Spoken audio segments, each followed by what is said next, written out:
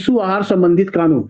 भारत सरकार ने देखा कि क्यों बार-बार हम लोग स्तनपान को प्रमोट करने के लिए हम साल में एक विश्व स्तनपान सप्ताह चलाते हैं, समुदाय में जागरूक करते हैं। इसका कारण ये है कि स्तनपान का स्तर घटने से स्तनपान का जो मदर के द्वारा स्तनपान जो बच्चे को करवाना था, उसमें कमी के कारण नंबर ऑफ बीमारियां बच्चों में होना, मृत्यु दर में बढ़ोतरी होना, इसका एक मुख्य कारण बना। इसलिए सरकार ने एक कानून लाया कि जिसको कहते हैं आईएमएस एक्ट। इस एक्ट में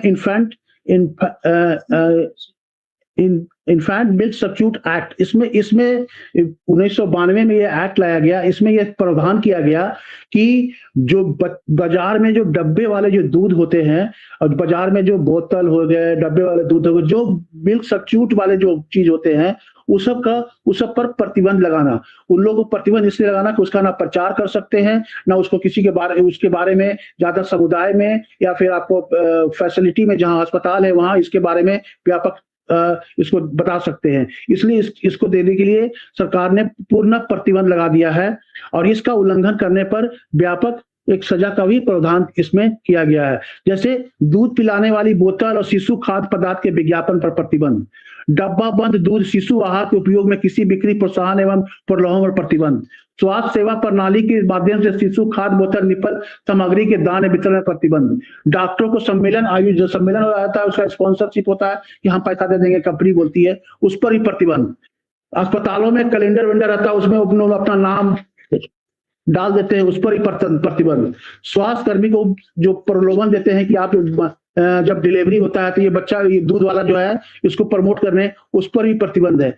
इस तरह दवा दुकान में इस पर पोस्टर लगाना या उसको बाहर के काउंटर में रखना, ये सब पर पूरी तरह प्रतिबंध है। इसलिए इस कानून को सरकार ने 1992 में लागू किया और 2003 में इसे संशोधन करके इसको और मजबूती प्रदान किया। तो ये आईएमएस एक्ट को हमें समाज में पूरी तरह से बताना है और उसके व्यापक प्रचार प्रसार पर ध्यान देना है।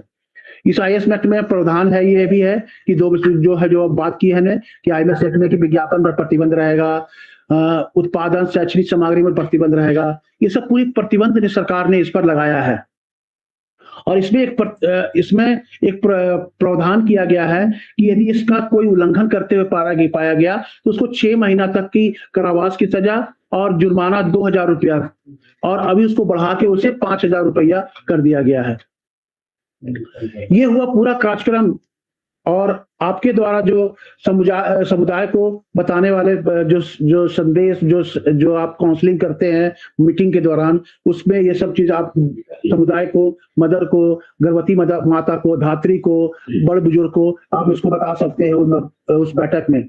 बैठक के बाद आप उसका कोई कार्य करते हैं तो उसका सबसे बड़ा आधार होता है उसका रिपोर्ट आना कि भैया कि हमने ये बैठक किया और उसका एक लिखित आपके रजिस्टर में एंट्री हुआ कि मैंने इस पर आज के दिन मैंने इस पर ये चर्चा किया।